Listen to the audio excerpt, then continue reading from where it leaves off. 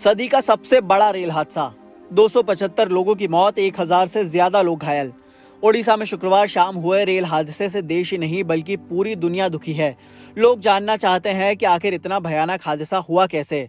सवाल ये कि क्या शुक्रवार शाम बालासोर में हुआ हादसा टल सकता था? क्या 275 लोगों की जान बच सकती थी या 1000 से ज्यादा लोग घायल ही नहीं होते?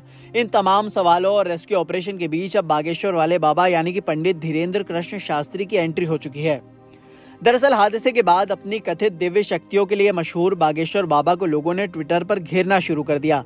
एक यूजर ने लिखा कि बाबा धीरेन्द्र शास्त्री के रहते हुए इतना बड़ा ट्रेन हादसा कैसे हो गया, वो पहले ही रेल विभाग को क्यों नहीं बता दिए।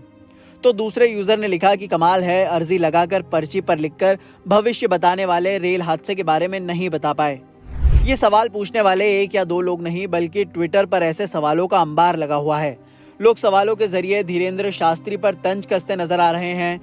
अब बात ट्विटर कमेंट्स और ट्वीट पर ही सिमट जाती तो भी ठीक था। मामले ने तूल पकड़ा जब हादसे वाली जगह से करीब 2000 किलोमीटर दूर गुजरात में बागेश्वर बाबा अपने भक्तों को दिव्य दरबार में दर्शन दे रहे थे।